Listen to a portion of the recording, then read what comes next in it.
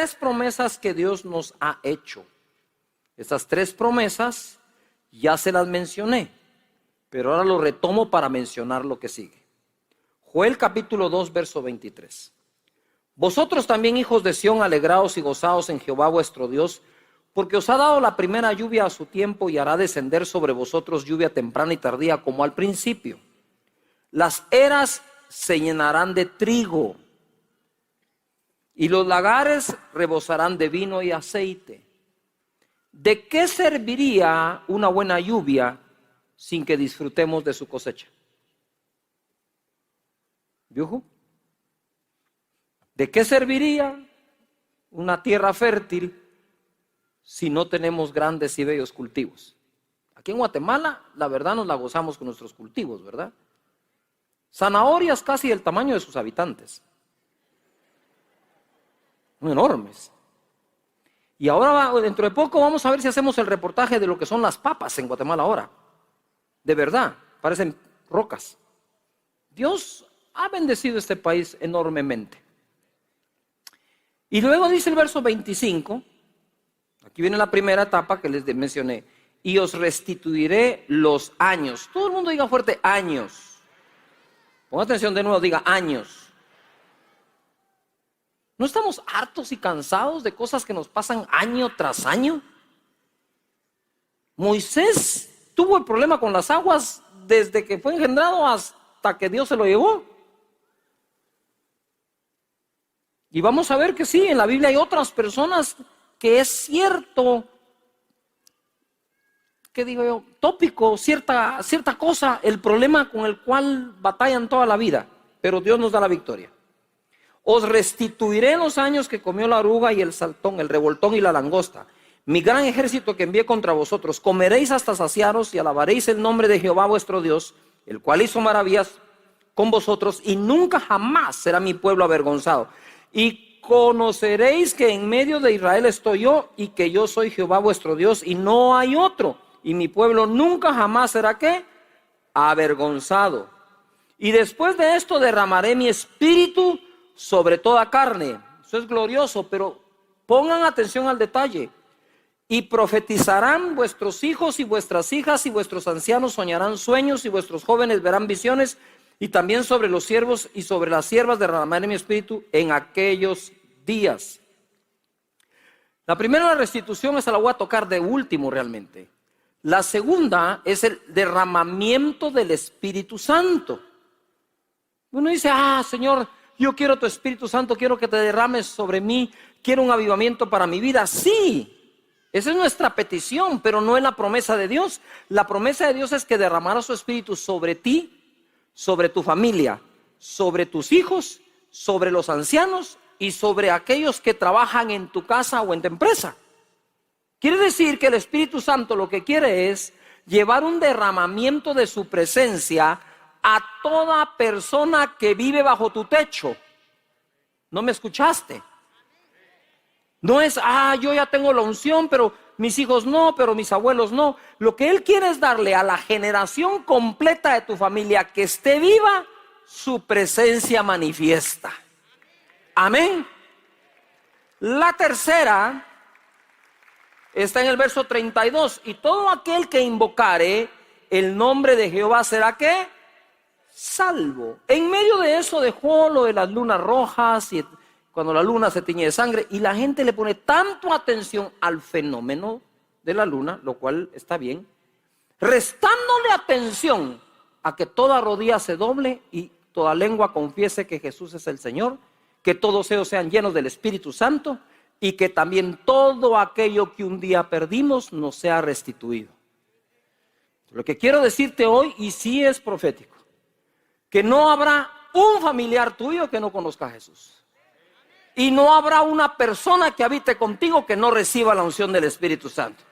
Y todo aquello que te quitaron, te robaron, te estafaron, qué sé yo, será devuelto con creces, porque la restitución viene de parte de Dios. ¿No me escuchaste? La restitución viene de parte de Dios. Les mencioné a Job. Cuando Job perdió todo, cuando te digo todo es todo, perdió a sus hijos, perdió su hacienda, perdió el ganado, todo. Solo había un criado que le vivía dando las malas noticias. Te vengo a contar que se quemó la hacienda. Te vengo a contar que tus hijos acaban de morir. En un día recibió todas las malas noticias que un ser humano recibe a lo largo de su vida. En un día. Pero dice la palabra de Dios que cuando él oró por sus amigos, Dios le devolvió, le duplicó todo lo que tenía en ganado. Tuvo 7 hijos más. Y le dio como 140 años para que disfrutara de la restitución. Lamentablemente para la película, la historia, esto sucede en el último capítulo. Digo yo, ¿por qué no me contaron los 140 años cómo le fue de chilero? Le fue bonito, ¿verdad? Pero el énfasis está que por mal que te haya ido, y por mucho que hayas perdido, Dios trae restitución a tu vida. Y he aquí un misterio que les digo. Esto es un misterio. A veces para que Dios te multiplique todo en tu vida, de una u otra forma, lo tenés que perder.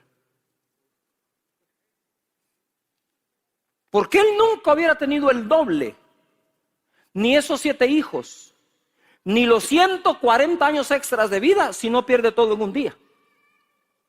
Así que hay que ver las pérdidas de otra forma. Tenemos que ver las pérdidas de otra manera, ¿verdad? Como dijo el apóstol, todas las cosas ayudan a bien a los que aman al Señor. Y como lo tradujo mi abuelita en su versión actualizada de la Biblia, no hay mal que por bien no venga. Así que sé que algo tiene Dios grande. Únete a ese fluir. Entonces restituyó a Job, pero ahora vamos a ver la restitución de otras personas. ¿Se recuerdan de la historia de José? José fue vendido por sus hermanos. Primero fue metido en un pozo, después lo vendieron de esclavo. Se fue a la casa de Potifar. Él era administrador de todo, pero la esposa de Potifar pues se le insinuó, prácticamente se le tiró encima a José. Y José salió corriendo desnudo, ¿verdad? Lo acusan falsamente y lo meten a la cárcel. Y ahí se va a la cárcel. 12 años en la cárcel. Un año, por fin un año estuvo ahí, ¿verdad? De un buen administrador. Y todos decían, de verdad Dios está con José porque todo lo que hace prospera. De hecho lo prosperó aún en la cárcel. Ahora era el siervo del capitán de la cárcel. Y ahí sucedió algo. 2 de los reos, uno era el copero del rey y el otro el panadero. Y tuvieron un sueño los dos. Y al panadero le dijo, mira, el resumen del sueño es este: en 3 días, que es el cumpleaños del rey, él va a levantar tu cabeza, pero te va a colgar, vas a morir ahorcado. Y se cumplió. Al segundo le dijo lo que sigue, verso 12 del capítulo 40. Y le dijo José, esta es su interpretación. Los 3 sarmientos son 3 días. Al cabo de 3 días levantará Faraón tu cabeza y te restituirá a tu puesto. Lugares que habías ocupado, que crees haber perdido, Dios te lo va a restituir. Posiciones que ya Dios te había dado y te movieron la silla, hablaron, te quitaron, compraron tu puesto y tu cargo, va a ser restituido también, como fue restituido el copero a su puesto. No sé si me estás escuchando, pero Dios te está hablando. Y darás la copa a Faraón en su mano como solías hacerlo cuando eras su copero. Acuérdate pues de mí cuando tengas ese bien, y te ruego que uses conmigo de misericordia y hagas mención de mí a Faraón y me saques de esta casa. Mira cómo le llamaba él. ¿Cómo le llamaba a la cárcel José? Casa. Después de 12 años era su casa. Pero me imagino que la actitud era tan buena que no le dijo cárcel, no le dijo prisión, le dijo casa. Si algo admiro de José es su actitud de siempre. Ahora bien, el copero sale, el faraón lo restituye, lo pone de nuevo en su cargo y al otro se le olvidó José. Digo yo, ¿cómo se le puede olvidar al copero este hombre que le interpretó el sueño profético, y que por eso fue puesto en el cargo donde ahora está? Qué ligero se nos olvidan las personas que nos extendieron la mano y nos ayudaron. Pero también a veces nos duele que muchos se olviden de aquellos que les extendimos la mano en algún momento. Aquellas personas por las que oramos, aquellas personas que bendijimos, aquellas personas que siempre estuvimos para ellos. Como dijo un pastor en otro país que se suicidó y dejó una nota, dijo: este trabajo es en vano, siempre he estado para la gente, siempre he estado para las familias, y una de ellas, solo porque no estuve en los 15 años de su hija, se mudó de iglesia. No vale la pena servirlos, dijo. Claro que vale la pena servirlos, porque Dios a veces permite estas cosas. Mira esto, ¿qué sucede o qué hubiera sucedido si el copero le habla al rey y le dije: ¿sabes por qué me pusiste en el cargo, Faraón? Está hablando con Faraón. ¿Y por qué te puse de nuevo en el cargo? Porque uno que está en la cárcel conmigo me interpretó un sueño y me dijo que iba a ser puesto y el panadero iba a ser colgado, así que se cumplió lo que él dijo. ¿Usted cree que para Faraón en ese momento hubiera sido relevante? No, le hubiera dicho: ¿y a mí qué? Servíme otra copa de vino, ya deja de estar hablando cosas. ¿Qué sueños y sueñitos? ¿Qué nada? Entonces, José se queda 2 años, dice aquí, ¿qué pasó? Y 2 años después, precisamente en el verso 12 dice: estaba allí con nosotros un joven hebreo. Le está hablando ahora, ¿por qué? Perdón. Porque ahora Faraón tiene sueños. Los sueños de las 7 vacas flacas, las 7 vacas gordas, y que las vacas flacas se comían a las gordas, y que las espigas flaquitas se comían a las esbeltas, digo, a las cargadas de mucho fruto. Entonces ahora Faraón está inquieto por el sueño, y el copero dice: ¡ay, José, se me olvidó! Bueno, no sé si se acordaba del nombre, pero dijo: lo mandamos a traer. Entonces estaba allí con nosotros un joven hebreo, siervo del capitán de la guardia, y le contamos los sueños, y él los interpretó y declaró a cada uno conforme a su sueño.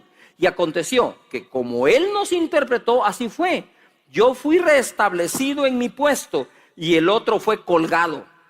Entonces Faraón envió y llamó a José, y lo sacaron apresuradamente de la cárcel, y se afeitó y mudó sus vestidos y vino a Faraón. Hay que saber cómo presentarse uno delante de quien se está presentando. ¿Me estoy explicando? Como decimos en Guate, José se puso chancle, finuchi, finuquis, finolis.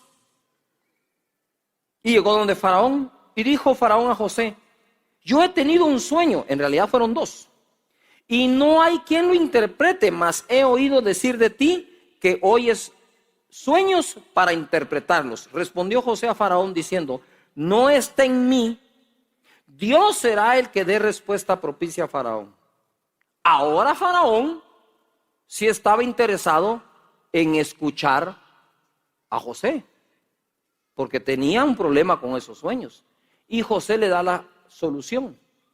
Entonces empieza un tiempo precioso para José, el tiempo de su restitución. Quiero que pongan atención a lo que sigue, porque Dios te va a restituir, ¿sí?, más allá de lo que te fue quitado. No solo bienes tangibles, intangibles también. Ya tú vas a ver esto.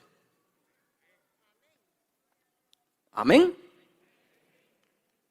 Y pon atención, para aquellos que hacemos un voto al Señor y le creemos y sembramos una semilla, porque queremos ver esa restitución. Para aquellos que no han perdido, yo les aconsejo que lo hagan de una vez para anticiparse. Porque en esta vida siempre se pierde, pero no siempre se repone, a no ser que estés con Dios. Amén.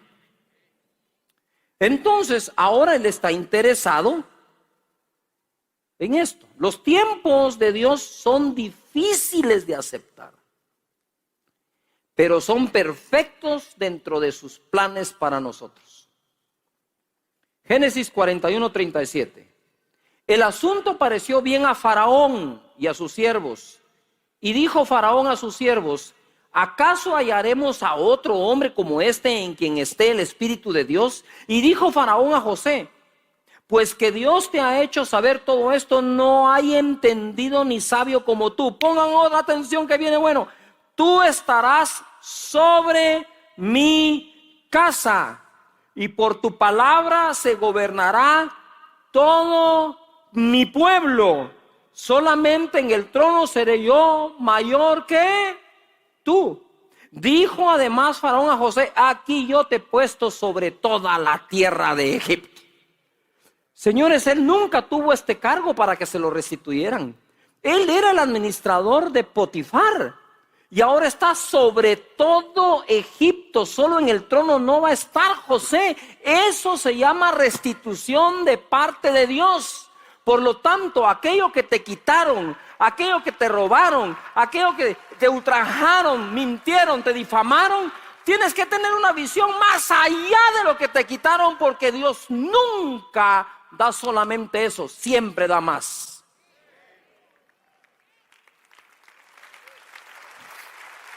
Fuerte. Pero mira, cuando la esposa de Potifar atentó contra José, José salió corriendo. ¿Y salió corriendo cómo? Desnudo. Y fue a la cárcel. Ahora mira lo que sigue. Le quitaron su cargo, le quitaron su buen nombre. Está 12 años esperando esto. Él tenía un problema. Así como Moisés tenía problema con las aguas, José tenía problema con los sueños. Tuvo 2 sueños José también. ¿Se recuerdan? Las espigas de trigo, la luna y las estrellas, el sol. Se lo contó a sus hermanos, le llamaron el soñador, se murieron de envidia, fingieron su muerte, lo vendieron de esclavo. Lo meten a la cárcel y en la cárcel está ahí por muchos años, 1 década antes de esto, y aparecen 2 con un sueño cada uno, otra vez 2 sueños. Y yo tal vez digo, yo no, ¿qué voy a interpretar este sueño? E interpretó uno que correspondía a la muerte de uno y al restablecimiento del otro. Y al que lo bendijo, se olvidó de él 2 años. ¿Te darían ganas de interpretar más sueños? Sin embargo, cuando te quitan todo, tenés que seguir usando el don del Espíritu Santo que Él te dio. Porque él siguió usando el don que Dios le dio, reconociendo que era Dios, y ahora está frente a Faraón. Y le dice: te he puesto sobre todo Egipto, estarás sobre toda mi casa. Pero en el 42, ahora ya con la película entera en tu cabeza, 42 dice: entonces Faraón quitó su anillo de su mano. El anillo de Faraón, ¿tú sabes lo que representa el anillo de un rey? No es la argolla de matrimonio. No es el anillo de graduación del colegio. Es el anillo de la máxima autoridad de una nación. Símbolo de autoridad. No se le da a nadie. Pero él quitó el anillo de su mano y lo puso en la mano de José. Yo ahí caigo desmayado. No.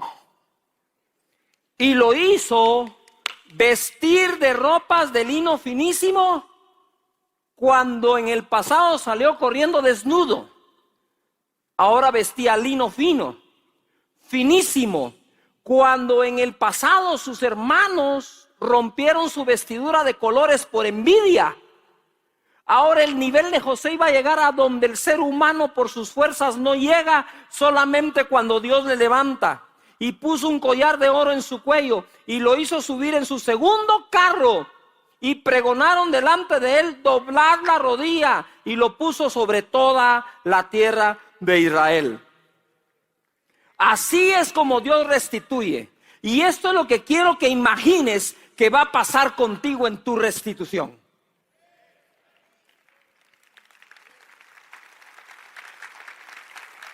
Escucha lo que viene. Ahora viene y le dice: ten el anillo, me le ponen ropa fina, la más fina que encuentren.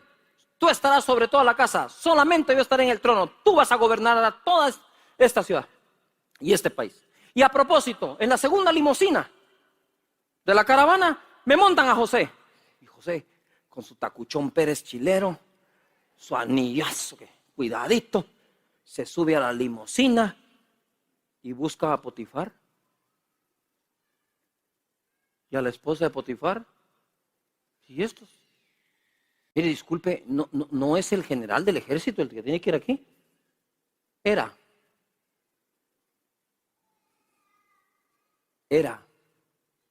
Porque los que te han acusado irán a la cola.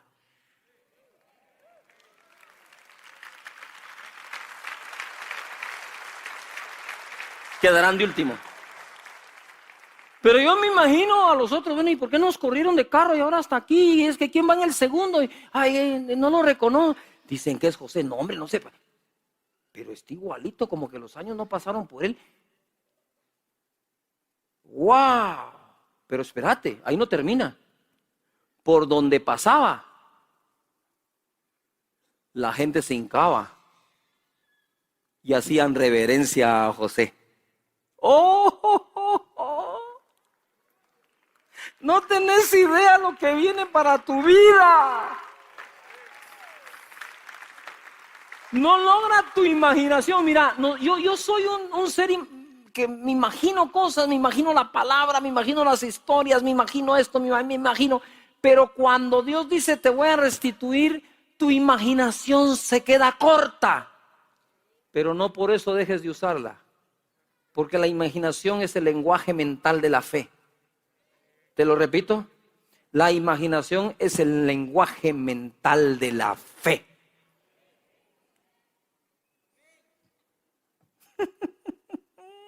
Señor. Bienes serán restituidos, 1 Samuel 7:13. Así fueron sometidos los filisteos y no volvieron más a entrar en el territorio de Israel. Y la mano de Jehová estuvo contra los filisteos todos los días de Samuel, y fueron restituidas a los hijos de Dios las ciudades. ¿Perdiste un terrenito? Perdiste la casa hipotecada. Te quedaste endeudado con un préstamo. Tuviste que dar la mala noticia a tu familia. Dios está a punto de hacer algo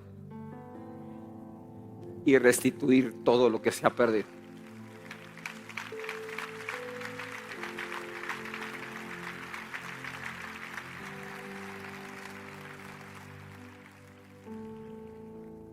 Pero no solo eso, mi querida familia. Dios proveerá para aquello que tú debes restituir. Porque mientras escuchabas decías: bueno, yo no soy la persona a quien le quitaron. Lamentablemente yo soy la persona que quitó. Yo no soy la persona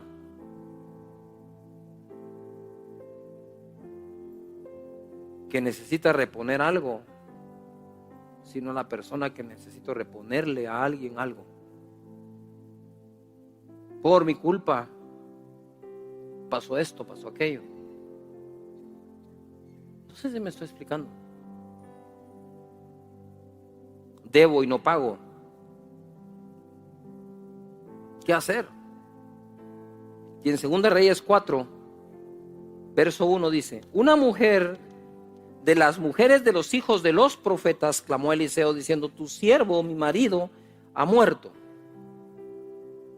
Era hijo de profeta. Y tú sabes que tu siervo era temeroso de Dios. Y ha venido el acreedor para tomarse 2 hijos míos por siervos. Como no puedo pagar, porque tu siervo, hijo de profeta, murió endeudado y no tengo cómo restituir la deuda monetariamente, Ahora los acreedores me quitarán mis 2 hijos y serán sus esclavos. Porque la ley de restitución en la Biblia es muy estricta. En la Biblia nadie se queda con nada de alguien más.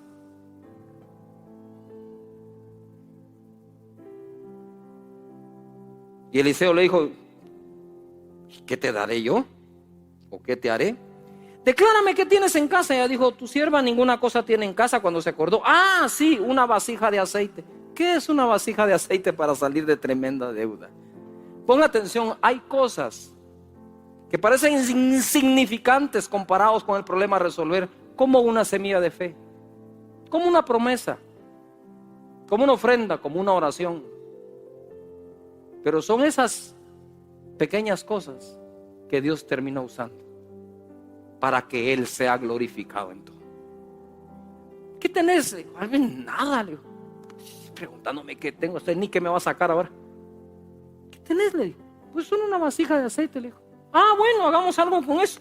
Total, con lo que no se tiene no se puede hacer nada, pero con lo que se tiene se puede hacer algo, o quizás todo. Y le dijo: ve y pide para ti vasijas prestadas de todos tus vecinos, vasijas vacías, no pocas.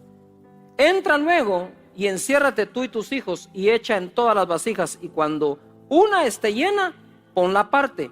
Y se fue la mujer y cerró la puerta, encerrándose ella y sus hijos. Y ellos le traían las vasijas y ella echaba del aceite. Cuando las vasijas estuvieron llenas, dijo a su hijo suyo: tráeme aún otras vasijas. Y él dijo: no hay más vasijas. Entonces cesó el aceite. Vino ella luego y lo contó al varón de Dios, el cual dijo: ve y vende el aceite, pongan atención, y paga a tus acreedores. Nadie te va a quitar a tus hijos. Y tú y tus hijos vivan con lo que queda. ¿Con lo que queda? O sea que Dios da para pagar la deuda y sobra. Porque solo pagar la deuda no es calidad de vida. Y Dios dijo: te daré hasta que sobreabunde. Pregunto, ¿no sobreabundó el aceite de una vasija? Ni siquiera tenía más vasijas.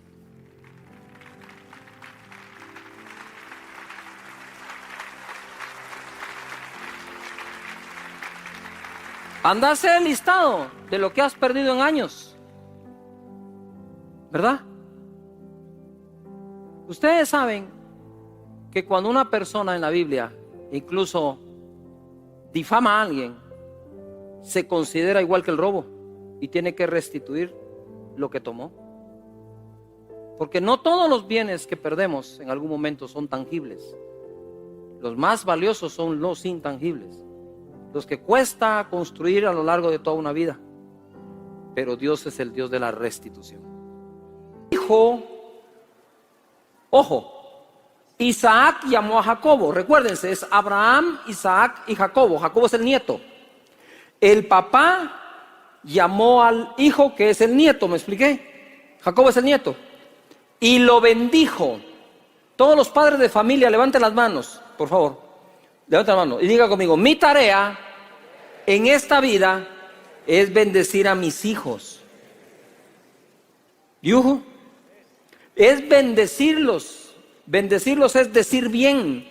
¿Por qué bendición? Ojo, porque Dios creó todo con su palabra y muchas cosas pasan por la palabra de los padres también. Bendecir al hijo es decir siempre bien de él, hablar bien de él, descubrir sus virtudes, hablar de las virtudes. No sé, vas a ser un campeón, tu hija lo vas a lograr, mira, Dios te está bendiciendo.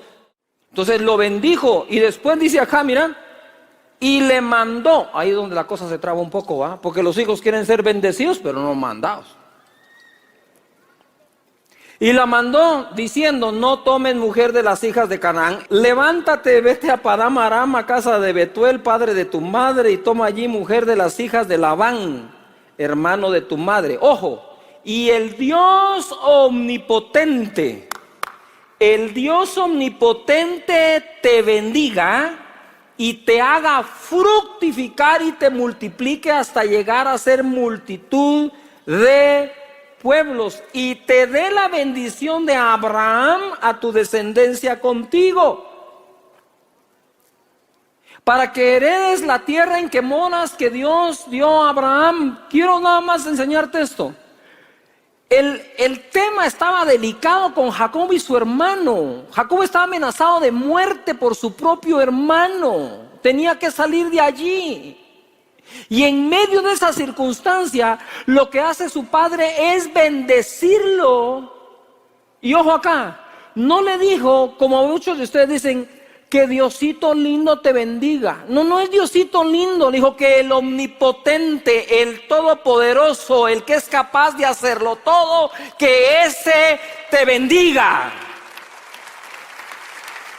Porque él necesitaba una palabra de esta naturaleza. Él estaba quedándose absolutamente sin nada del día a la noche o de la noche al día. Sin nada, nada, Jacob, nada de nada. Pero le dice, el Dios omnipotente, hijo, poneme atención, hijo, yo ya te bendije, pero el Dios omnipotente te va a dar la bendición de Abraham, mi padre también. Ahí reaccionó Jacob. ¿Por qué reacciona ahí Jacob? Porque, wow, yo he visto a mi abuelo lo bendecido que está.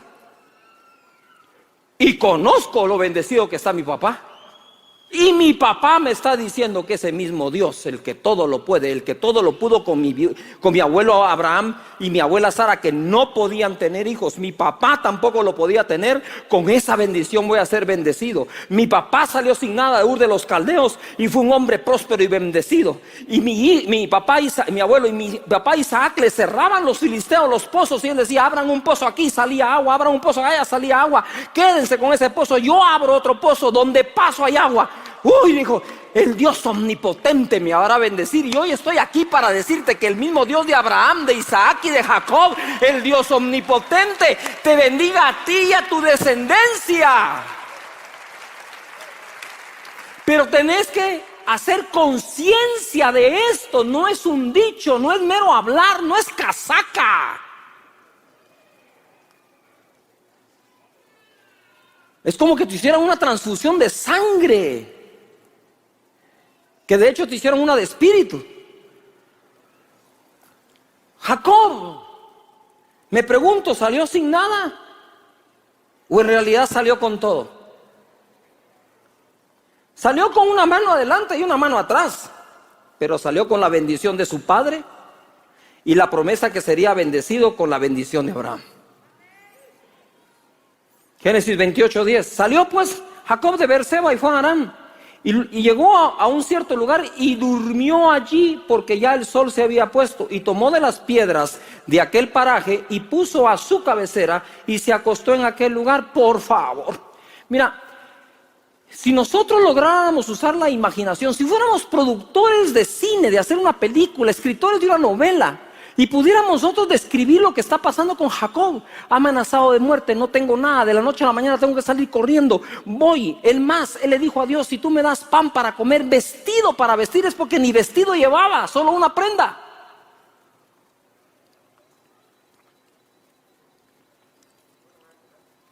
Y en medio de eso, escucha, en medio de eso, ojalá te pegue esto en el corazón. En medio de esa terrible situación, sin cama, sin almohada y sin sábanas, se acostó a dormir. Mira el 12, dice, y soñó. Encima de eso soñar, si eso es para pesadillas.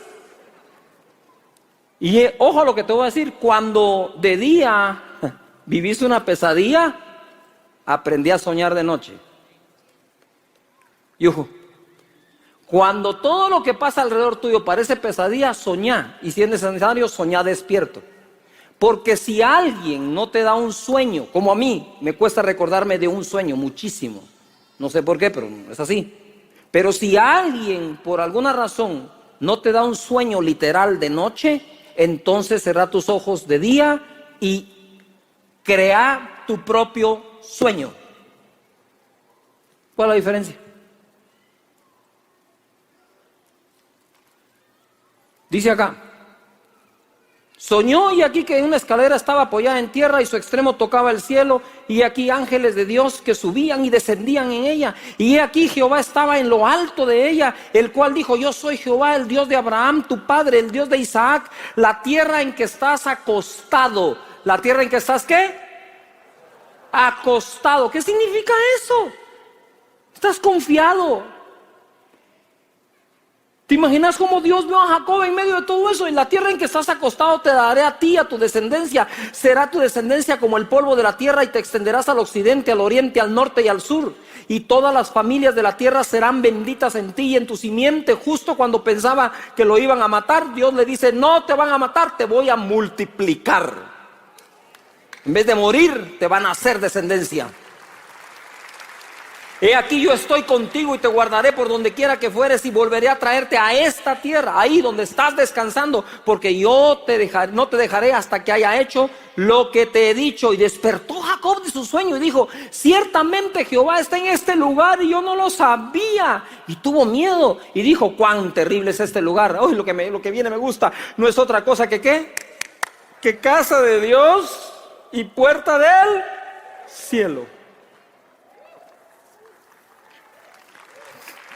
Parece ser que hay dos realidades. Aquí me metería yo a física cuántica, pero pareciera ser que hay dos realidades de tu persona, de la mía, de todo, que es la que estás viviendo en esta atmósfera, y la que podrías estar viviendo en paralelo en lo que es los lugares celestiales, en donde ya nos bendijo Dios. ¿Por qué? Jacob está viendo ahí lo que sus ojos naturales no miran en esta atmósfera. Él no vio en esta atmósfera a los ángeles. Mira cómo comenzó todo, con un sueño en donde vio ángeles. Mira dónde terminó Jacob, luchando con un ángel, ya no en sueños. Porque lo que un día fue un sueño, ahora se hacía realidad. Ponga atención acá. La realidad que él vio en el sueño de ángeles subiendo y bajando, un día sí tuvo enfrente un ángel, con el cual luchó hasta el alba y le dijo: no te dejo hasta que me bendigas. Y terminó cojo en la batalla que tuvo. Si supieras cuántas cosas comienzan con un sueño. Y no esperes que el sueño ocurra mientras estés dormido. No pares de soñar. Entre más difícil la situación, más necesario se hace un sueño. Yuhu. Esa es una realidad que existe. Ahora te voy a hablar algo basado en la fe. Porque fe es la certeza de lo que se espera, la convicción de lo que no, pero no por eso no existe. El original es las realidades que no se ven. Estoy convencido de esa realidad hasta que la traigo a esta atmósfera a que se haga realidad. El puente es la fe. Yuhu. Digamos que te lo voy a poner en lenguaje así deportivo. Si tú eres un goleador, entonces meterás goles.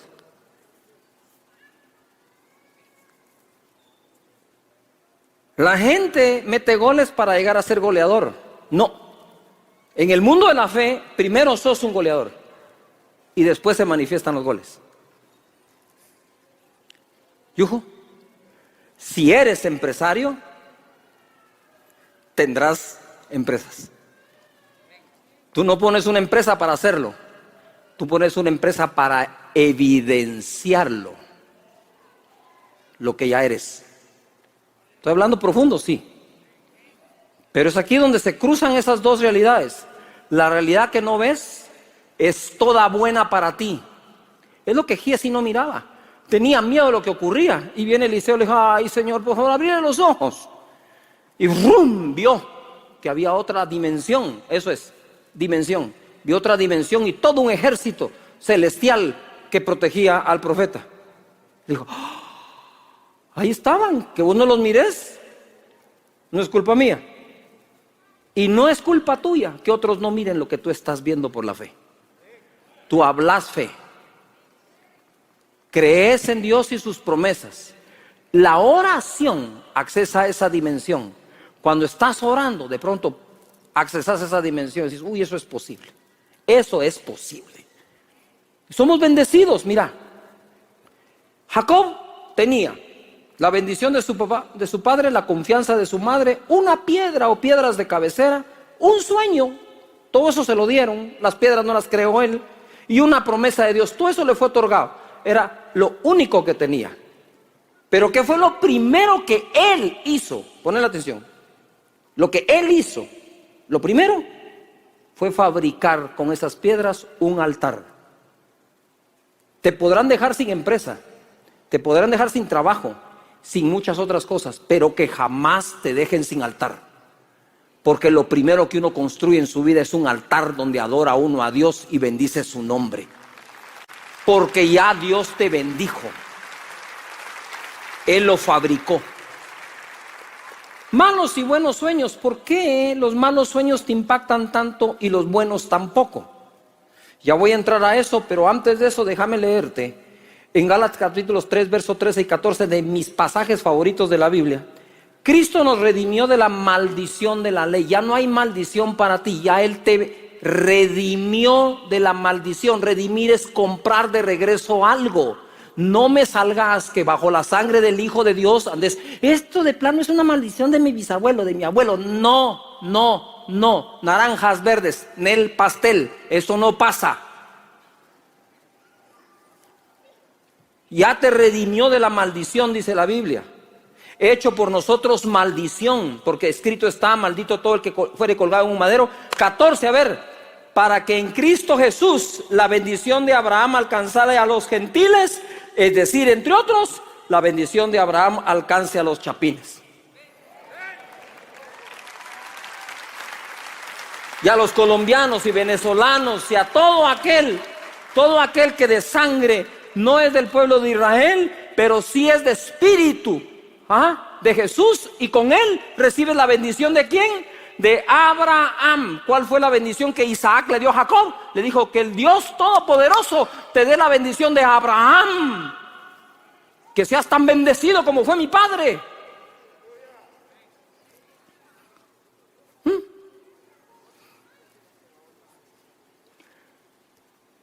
Durante el día agarras el celular. Estamos en la era de la imagen, ¿o no? Todo es imágenes.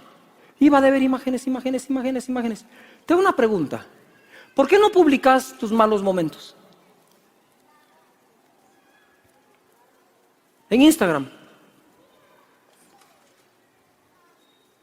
Solo el bonito plato de comida, sí. Pero el de la noche anterior que apenas tenías para rasparlo, ¿qué? ¿Eso no lo publicas? ¿Sí o no? Porque sinceramente a nadie le gusta una mala imagen, ni a ti publicarla, ni a mí verla, así que no la pongas.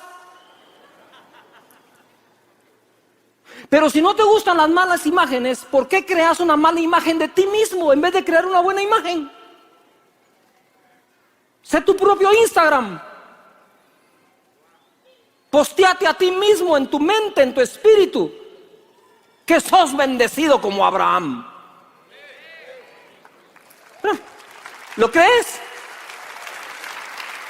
¿Crees que sí, que seríamos benditos? Entonces, imagínate.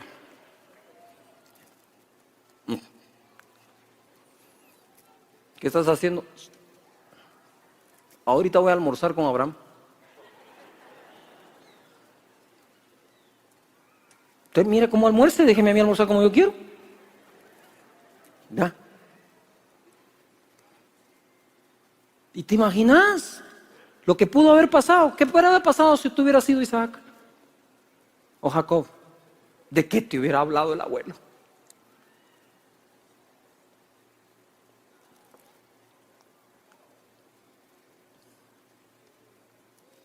¿De qué te hubiera hablado el abuelo? ¿De cómo vio a Dios bendecirlo, que cómo vio a Dios derrotar a sus enemigos y hacer justicia. Y tú, contame más, abuelo. ¿Por qué? Porque Dios le dijo a Abraham: te bendeciré con abundancia. Pero todo lo demás se lo tuvo que imaginar Abraham, porque no le dijo: pon este negocio, pon este negocio, pon nada. Le dijo: te voy a bendecir con abundancia. Entonces él sabía: lo que toco es bendecido, punto. Porque el bendecido es usted más que el negocio. No sé si me explico. El negocio va a ser bueno porque usted es el dueño. Pero tenés que caminar con esa conciencia. Dice la Biblia, Hebreos 11:3: por la fe entendemos haber sido constituido el universo por la palabra de Dios. Ponga atención. De modo que lo que se ve fue hecho de lo que no se veía. Vayámonos millones de años atrás. No existe nada, está Dios y tú estás ahí a la par porque Él ya te había creado solo para que mires. No hay nada, solo Él. Y dice Él que se hagan los volcanes. ¿Aparecieron así nomás o ya existían aquí dentro de Dios? ¿O salió por casualidad? Él dijo: háganse los mares y ¡ay! Agua. ¿Qué es eso? No sé si me explico. Y ojo, porque todo lo que fue hecho, el universo que se ve, fue hecho de lo que no. Que no. Que no. Tú tenés que descubrir qué de ti todavía no se ve. Y por la fe se verá. Y lo verán. Tienes que aprender a soñar aunque todo parezca lo contrario. Créeme que la realidad que hoy ves no es más poderosa que la realidad que no ves.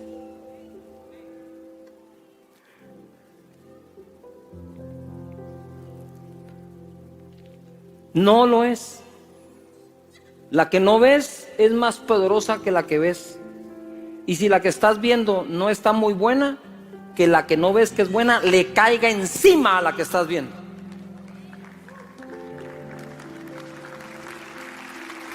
Y la borre.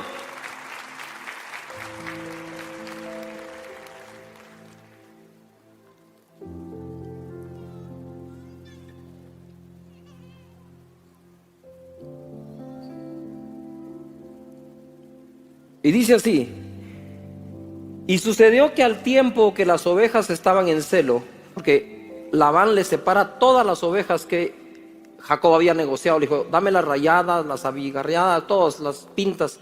Y entonces él le quita todas esas ovejas y le deja todas las que no son así. Dijo: ¿cómo voy a hacer para que estas den a luz o puedan parir ovejas que no hay cómo? En lo natural no hay cómo, ojo.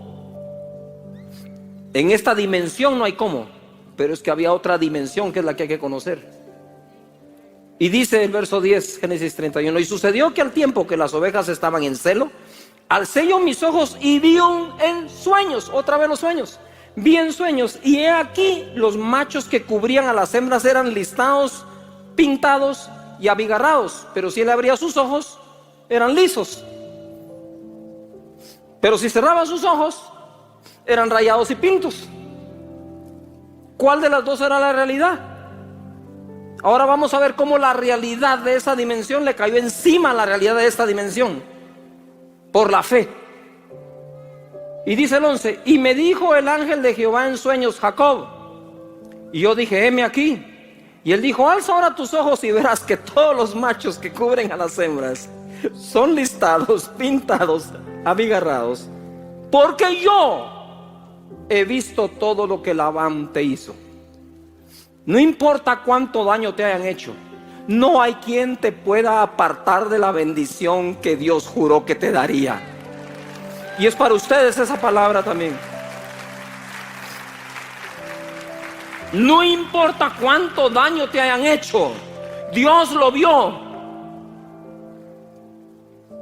Pero Labán no gozaba de la bendición que gozaba Abraham. Y le dice en el verso 13: yo soy el Dios de Betel, o casa de Dios. Tú llamaste a aquel lugar Betel, Jacob. Yo soy el Dios. Ese Dios al que oíste cuando vistes ángeles subir y bajar, ese soy yo, le dijo. Y le dijo: me identifico, yo soy. Donde tú ungiste la piedra y donde me hiciste un voto. La gente insiste en la unción, el ungimiento, pero no en el voto. ¿De qué sirve una piedra ungida sin un voto? La gente ungida hace votos a Dios. Esos hombres no solo tuvieron unción, tuvieron carácter, tuvieron compromiso. La relación con Dios era de ida y vuelta, no solo de ida. Era en dos vías, no en una sola. Tú me bendices, Señor, y yo también te bendigo. Y fue lo que hizo Jacob: Señor, si tú me bendijeres a donde yo vaya, si me das pan, si me das vestido, Jehová será mi Dios. Y de todo lo que me des, el diezmo te daré. Ahora, ojo, nosotros no podemos decir Jehová será mi Dios. Jehová ya es nuestro Dios. Ya es. Y por eso le cumplimos los votos, porque tenemos esa relación con nuestro Dios y nuestro Padre. Estás bajo pacto. Tu Padre es el Dios de las promesas y el Todopoderoso. Levanta tus manos y di conmigo: Señor, te doy gracias porque en Jesús tengo la bendición de Abraham. Tratar ese tema y no nos metas en tentación. Para cerrar un poquito el tema anterior de perdónanos, quisiera llevarlos a Mateo capítulo 18 verso 20 y que pongamos atención a esto. Luego iremos a y no nos metas en tentación, porque donde están 2 o 3 congregados en mi nombre, ahí estoy yo en medio de ellos. Y es justo lo que en esta temporada hemos hecho en casa, ¿verdad? Donde 2 o 3 están congregados en su nombre, ahí está el Señor. Entonces se le acercó Pedro y le dijo: Señor, ¿cuántas veces perdonaré a mi hermano que peque contra mí? ¿Hasta 7? Jesús le dijo: no te digo hasta 7, sino aún hasta 70 veces 7. Y yo me preguntaba, ¿quién puede pecar u ofender a una persona 70 veces 7 al día? Son 490 veces. Es que ni siquiera tienes 490 interacciones con otra persona durante el día. Pero Jesús lo lleva a ese extremo para decirnos, entre líneas: perdonad todo, a todos. Ese perdón tiene la parte de liberación a la persona que nos ha ofendido o ha pecado contra nosotros, pero también conlleva una sanidad del alma del que perdona. Se requiere humildad para pedir perdón y se requiere humildad para otorgarlo también.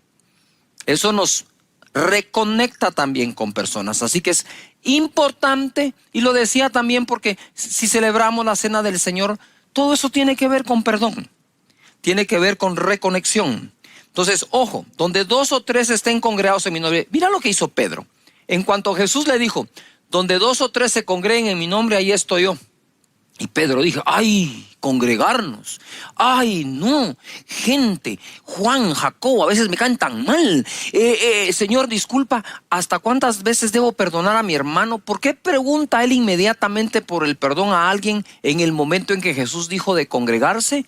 Porque no estamos exentos, ninguno de nosotros que nos congregamos, a ofender y a ser ofendidos, ¿verdad? Así que es importante esto.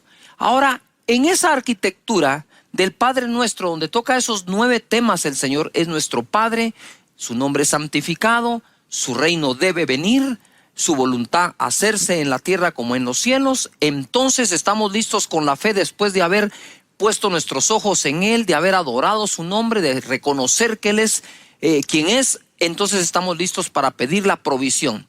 Luego de eso vamos a pedir perdón, porque decíamos que Dios primero es Padre, después es juez. Pero nuestra conciencia nos juega unos juegos interesantes. Nos obliga a pedir perdón antes de pedir el pan. Pero tu Padre te dice, hey, con confianza, pídeme tu pan. Ahora arreglemos cuentas. ¿No es hermoso Dios? Es que es Padre nuestro, ¿verdad? Y luego de eso entonces, cuando ya hemos pedido perdón, ahora es no nos metas en tentación. Es decir, ya pequé, pero necesito dejar de pecar. Quiero comenzar con esta historia para que veamos lo importante que es. En Juan capítulo 8, verso 3, la Biblia nos da un gran ejemplo. Entonces los escribas y los fariseos le trajeron una mujer sorprendida en adulterio. Y poniéndola en medio le dijeron, maestro, esta mujer ha sido sorprendida en el acto mismo del adulterio. Y en la ley nos mandó Moisés a apedrear a tales mujeres. Tú pues, ¿qué dices? Mas esto decían tentándole para poder acusarle. Si te das cuenta, aquí Jesús está sufriendo una tentación. Por eso cabe dentro del tema. Pero Jesús, inclinado hacia el suelo, escribía en tierra con el dedo.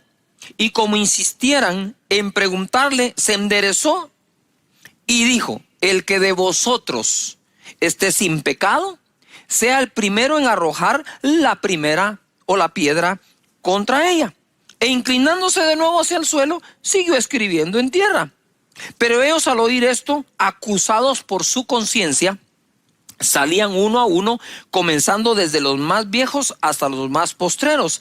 Y quedó solo Jesús y la mujer que estaba en medio. Hay un momento en que, si hemos pecado, se hace necesario estar a solas con Jesús, ¿verdad? Hay un momento para pedir perdón a quien ofendes, pero hay un momento en que debemos estar a solas con Él. Por eso la oración. Entra en tu aposento, en tu dormitorio, en tu sala, en el lugar, espacio que has escogido para orar, y cierra la puerta. Y tu Padre que ve en secreto, ahí, ese es el momento. Y dice: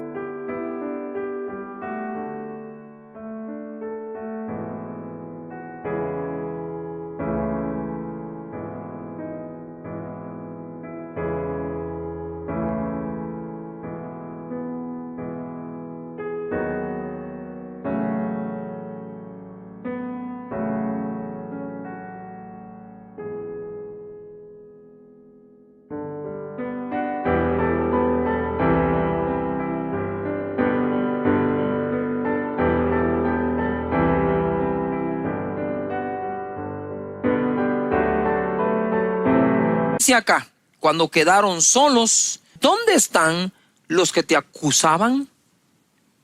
¿Ninguno te condenó? Ella dijo: ninguno, Señor. Entonces Jesús le dijo: ni yo te condeno, vete y no peques más. Lo que procedía en ese momento era decir: Señor, y ayúdame a no caer en tentación una vez más. Es importante que entonces nosotros podamos hacer incluso una lista. Hay que hacer cosas prácticas, créame. Una lista de aquellas cosas a las cuales tiendes más a ser tentado. Y allí entonces pedirle: Señor, líbrame de la tentación.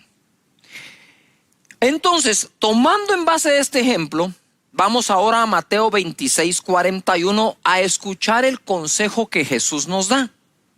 Jesús le dice a los discípulos: velad y orad para que no entréis en tentación. El espíritu a la verdad está dispuesto, pero la carne es débil. Todos nosotros, ahí reconoce Jesús que tenemos una parte que es el espíritu, nuestro espíritu que ha nacido de nuevo y se conecta con Dios, y la otra parte que tenemos, que es la carne, que todos tenemos. Y Jesús dice: miren, la carne es débil, pero el espíritu está dispuesto. Lo que Pablo vivió al final de sus días fue esto mismo. Él dijo: he hallado un mal que está en mí, que con la carne sirvo al pecado, mas con el espíritu sirvo a Dios. Y dice: miserable de mí, porque de verdad es que se siente como una miseria entre aquellos que estamos buscando santificarnos y pecamos en algo. Y para aquellos que buscamos a Dios, cuando pecamos nos sentimos mal. Y estoy seguro que te pasa también. Y cuando servimos a Dios nos sentimos bien. Entonces, hablando con un joven, él me decía: mira, el pastor, me dice, tengo espíritu y tengo carne, y estos dos batallan el uno con el otro. ¿Quién va a ganar?, me dijo. Pues dímelo tú, le digo yo. Aquel a quien yo alimente más. Entre más alimentas el espíritu, ¿verdad?, más logras combatir cosas de la carne. Jesús, ojo, Jesús fue tentado por aquellas personas, mira esto, para hacerlo caer en una trampa. Si él decía: sí, Moisés dijo eso, apedreaban a la mujer. Si Jesús decía: no, no lo dijo, era mentiroso porque sí lo dijo. Pero él conocía cuál era el espíritu de la ley. El espíritu de la ley es darnos a conocer que somos pecadores, pero el espíritu de gracia nos fue dado para que salgamos de esos pecados perdonados por nuestro Señor. ¿No es maravilloso esto?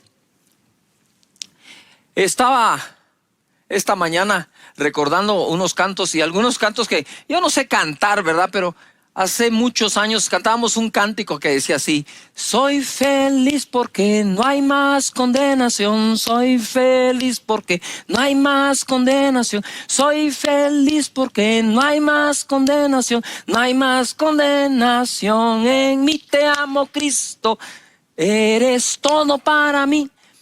Y esos cánticos sí son muy viejos. Yo sé que ustedes, la nueva generación, no saben ni de qué estoy hablando. Pero estaban tan cargados de esa felicidad porque el Señor nos ha perdonado y nos ha bendecido.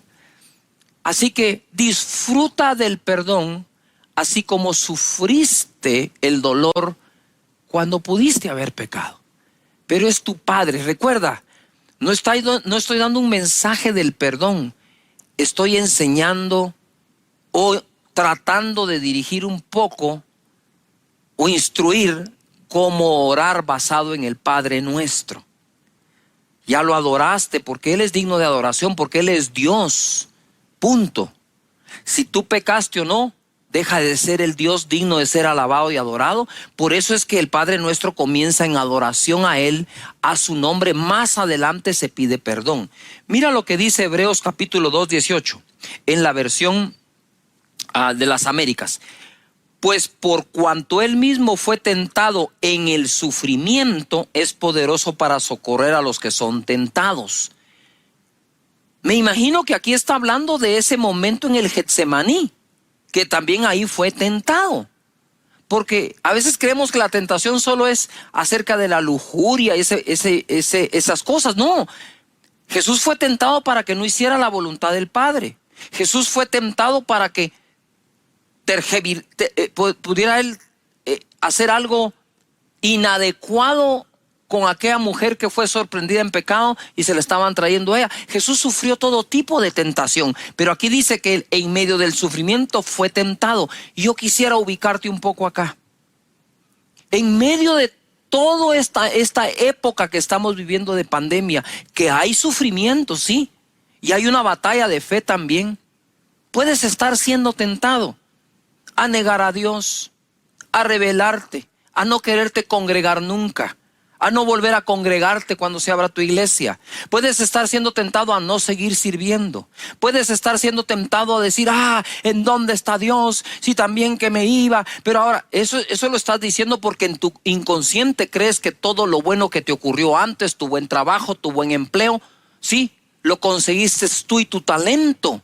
Y no fue Dios. Pero si fue Dios, tienes que seguir creyendo que seguirá siendo Dios. Y si es Dios, ¿quién dice que no vas a ganar mejor de lo que ganabas un día? La fe se está poniendo a prueba. ¿verdad? Entonces, en medio del sufrimiento Jesús fue tentado. Por eso es que él dijo: Señor, si esta copa es posible que se pase de mí, sí, pero si no, Señor, que se haga tu voluntad. Y fue fortalecido. Santiago capítulo 1, verso 12 dice: bienaventurado el varón que soporta la tentación. Es una cuestión de soportar. Porque cuando haya resistido, es una cuestión de resistencia. La prueba recibirá la corona de vida que Dios ha prometido a los que le aman. Aquí como que une Santiago tentación y prueba. No toda prueba es una tentación, pero pareciera ser que toda tentación es una prueba. Pero cuando haya pasado la prueba, dice, entonces será bendecido. En el verso 13 es lo que quiero aclarar. Porque como el Padre nuestro dice: y no nos metas en tentación. Si lo leemos tal cual así, es como que Dios nos metiera a nosotros en tentación. Digo, ¿cómo así? ¿Verdad? Si bien es cierto, el Espíritu de Dios, el Espíritu Santo, guió a Jesús al desierto para ser tentado, es porque él habría sido probado, porque era el redentor de la humanidad y tenía que ser encontrado sin pecado para que al derramar su sangre perdonara a los nuestros, ¿verdad? Entonces mira, quiero sacarlos de esa duda. Es terrible, el mismo diablo la podría usar para decir: Dios te está tentando, porque no has leído que dice: y no me metas en tentación, como que fuera Dios el que nos va a meter. Entonces ahora aclara la escritura en el verso 13 de Santiago 1. Cuando alguno es tentado, no diga que es tentado de parte de Dios. Se lo leo de nuevo. Cuando alguno es tentado, no diga que es tentado de parte de Dios. Porque Dios no puede ser tentado por el mal. Ni Él tienta a nadie. Sino que cada uno es tentado cuando de su propia concupiscencia es atraído y seducido. Quiere decir que casi toda tentación tiene su fundamento en nosotros mismos. Que dice, es tentado y seducido, es atraído de su propia concupiscencia. Verso 15. Entonces la concupiscencia, después que ha concebido, da a luz el pecado, y el pecado, siendo consumado, da a luz la muerte. 16. Amados hermanos míos, no erréis. Toda buena dádiva y todo don perfecto desciende de lo alto, del Padre de las luces, en el cual no hay mudanza ni sombra de variación. En la versión Dios habla hoy, dice el verso 13. Cuando alguno se sienta tentado a hacer lo malo, no piense que es tentado por Dios, porque Dios ni siente la tentación de hacer lo malo, ni tienta a nadie para que lo haga. Al contrario, uno es tentado por sus propios malos deseos que lo atraen y lo seducen. Verso 17, también la versión Dios habla hoy. Y todo lo bueno y perfecto que se nos da viene de arriba, de Dios, que creó los astros del cielo. Dios es siempre el mismo, en Él no hay variación ni oscurecimiento, no hay tinieblas. Lo que nos está tratando Santiago es de sacarnos de toda duda acerca si Dios nos pone en tentación o no. No, porque Él no puede ser tentado por el mal y por lo tanto no tienta a nadie para que haga lo malo. Y luego dice, de Dios lo que viene es todo don perfecto que desciende de lo alto, del Padre de las luces, en el cual no hay tinieblas ni variación. Él es el mismo de ayer, de hoy y de siempre. Entonces en Él tenemos nuestro refugio y nuestra ayuda. Esto empezó desde el inicio, desde Adán y Eva. Mira lo que dice Génesis 3:9. Mas Jehová Dios llamó al hombre y le dijo, ¿dónde estás tú? Eso fue después de que pecaron, comieron del árbol que le había dicho Dios que no comieran de él. Dice, y le respondió, oí tu voz en el huerto y tuve miedo. ¿Desde cuándo Adán tenía miedo? Nota algo, este es un sentimiento, este es una emoción, ¿sí? Que no estaba destinada a Adán en su diseño original. Porque estaba desnudo y me escondí. Y Dios dijo, ¿quién te enseñó que estabas desnudo? Yuju. ¿Quién te enseñó que estabas desnudo? ¿Has comido del árbol de que yo te mandé no comieses? Y el hombre respondió, la mujer que me diste por compañera me dio del árbol y yo comí. Entonces Jehová dijo a la mujer, ¿qué es lo que has hecho? Y dijo la mujer, la serpiente me engañó y comí.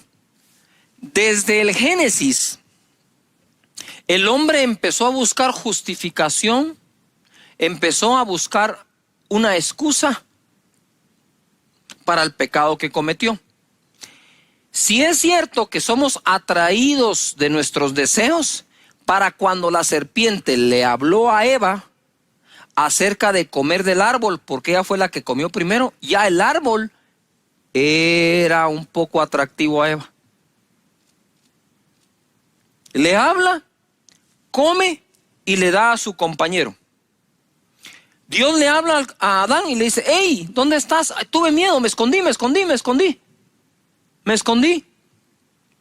Porque vi que estaba desnudo. ¿Y a ti quién te enseñó que estabas desnudo? Si todos los seres creados están desnudos. ¿Quién te enseñó? Es que la mujer que me diste, ojo, la mujer que me diste, lo que estaba diciendo es, tú me metiste en tentación, Señor. No, Él no va a tentar a nadie. La mujer que me diste me dio a comer. Ey, mujer, ¿qué fue lo que hiciste? La serpiente. Ey, serpiente, esa sí se fue horrible y la maldijeron. ¿Verdad? Entonces, nosotros muchas veces culpamos a otros como personas, a otras personas y otras cosas de lo que nos puede estar ocurriendo. Jesús fue tentado, dice el verso 1 de Mateo capítulo 4, entonces Jesús fue llevado por el Espíritu al desierto para ser tentado por el diablo, y después de haber ayunado 40 días y 40 noches tuvo hambre, y vino a él el tentador, y entonces pasa toda la tentación que Jesús tuvo, y en el verso 10 entonces Jesús le dice, vete Satanás, porque escrito está, al Señor tu Dios adorarás, y a él solo servirás. Y el diablo entonces le dejó y aquí vinieron ángeles y le servían. Paréntesis, no dejes de servir a Dios por nada. Mira cómo se defendió Jesús. Se defiende Jesús del mismo Satanás diciendo, Satanás, vete porque está escrito al Señor tu Dios que adorarás. Padre nuestro que estás en los cielos, santificado sea tu nombre. Adoración. Y a él solo servirás, venga tu reino. Todos los días oro, Señor Padre, que todas las personas que tienen su grupo, que no los cierren, que los sigan teniendo, que no entren en esa tentación, que te sirvan, porque yo estoy seguro que si buscan primero su reino, lo demás será añadido. Que nadie deje de hacerlo, Señor, que entiendan que primero es tu reino y después la añadidura. De eso se trata esto. ¿Y cómo fue que Jesús logró que Satanás se fuera? Cuando le dijo, escrito está, al Señor tu Dios adorarás y a Él solo servirás. Por lo tanto, estar adorando y sirviendo, yo diría, no es negociable. Te protege, te guarda, ¿verdad? Si haciéndolo tropezamos sin hacerlo, estamos en mucho riesgo. 11. El diablo entonces le dejó. Y aquí vinieron ángeles y le servían. Jesús, Dios, está a favor nuestro para sacar nuestra vida adelante. Así que cuando estamos orando a Dios, porque esto se trata de aprender a orar, estamos, Señor, no nos metas en tentación. Tengo claro que jamás será Dios, ¿verdad? Así que, Padre, te pido que me ayudes, Señor, con cualquier deseo inadecuado que tenga. Padre, te pido en el nombre de Jesús que me ayudes con esto, ¿verdad? Y que busque a tu rostro y tener cosas claras que incluso puedes decir a Él reconociéndolo. Hebreos 2:17, wow. Por lo cual debía ser en todo semejante a sus hermanos. Está hablando de Jesús cuando se hizo carne. Para venir a ser misericordioso y fiel sumo sacerdote en lo que a Dios se refiere. Subrayen, misericordioso y fiel. Él es nuestro sumo sacerdote.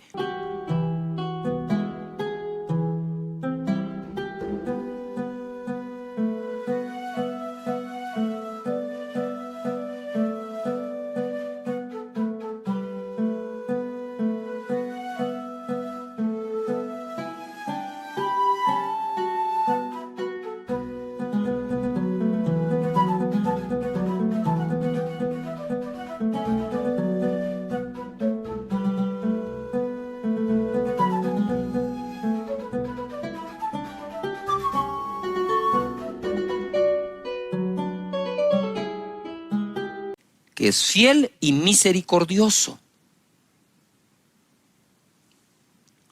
para expiar los pecados del pueblo. Eso es una cosa, perdón del pueblo, expiación. 18. Pues en cuanto él mismo padeció siendo tentado, es poderoso para socorrer a los que son tentados. Por lo tanto, no dejes, Señor, que sea tentado, pero si está siendo tentado, Él es el poderoso para darte el socorro en medio de eso. En la versión Dios habla hoy dice, y como Él mismo sufrió y fue puesto a prueba, ahora puede ayudar a los que también son puestos a prueba. Es decir, aquí esta versión se va de ser tentado a ser probado, ¿verdad? Así que cualquiera de las dos cosas que estemos pasando en este segmento de la oración, de la arquitectura de la oración, cabe orar por ello, Señor. Ayúdame a pasar la prueba, ayúdame a resistir la tentación. En Hebreos 4:15 dice así, porque no tenemos un sumo sacerdote que no pueda compadecerse de nuestras debilidades, sino uno que fue tentado en todo según nuestra semejanza, pero sin pecado. Acerquémonos pues confiadamente al trono de la gracia para alcanzar misericordia y hallar gracia para el oportuno socorro. Ojo, porque no tenemos un sumo sacerdote que no pueda compadecerse de nuestras debilidades, sino que tenemos un sumo sacerdote que es fiel y misericordioso. Por lo tanto, acerquémonos al trono de la gracia para el oportuno socorro. El que fue tentado en todo, pero hallado sin pecado, es capaz de socorrernos en ese momento. Ponga atención, cosa distinta con Adán. Tuve miedo y me escondí. Y aquí nos cambian un poco la regla y nos dicen, acércate con confianza al trono de la gracia, con confianza delante de Dios. Él no está para condenarte, Él está para ayudarte, sacarte adelante, perdonarte y darte las fuerzas para vencer eso que tanto te fastidia. En Hebreos capítulo 4, verso 15 y 16, en la traducción al lenguaje actual dice, y el diablo le puso a Jesús, ojo, las mismas trampas que nos pone a nosotros para hacernos pecar. Solo que Jesús nunca pecó. Por eso, Él puede entender que nos resulta difícil obedecer a Dios. La Escritura es fenomenal. La Escritura no está negando que nos es difícil obedecer a Dios, pero nos está proveyendo la salida a través de acudir con confianza al trono de su gracia para el oportuno socorro. Sí, las dos son verdades. Nos es difícil o hay momentos en que nos es difícil obedecer a Dios, regreso al Padre Nuestro, pero hágase tu voluntad en la tierra así como es hecha en los cielos. Ya nos estamos preparando. ¿Se dieron cuenta qué oración más fenomenal? ¿Ah? ¿Cómo no iba a ser fenomenal si la enseñó Jesús? Clave en su vida y en su desarrollo y ministerio. Y entonces nos dice aquí eso. Mira lo que dice 1 Corintios capítulo 10, verso 12. Así que el que piensa estar firme, mire que no caiga. No nos ha sobrevenido ninguna tentación que no sea humana, pero fiel es Dios. Mira, aquí está hablando de la persona que está siendo tentada y la fidelidad de Dios. De un lado tenemos a la persona sufriendo tentación y de este otro lado tenemos a Dios que es fiel. Que no os dejará ser tentados más de lo que podéis resistir, sino que dará también juntamente con la tentación la salida, para que podáis, ¿qué? Soportar. En Gálatas capítulo 6, verso 1, Hermanos, si alguno fuere sorprendido en alguna falta, vosotros que sois espirituales, restauradle con espíritu de mansedumbre, considerándote a ti mismo, no sea que tú también seas tentado.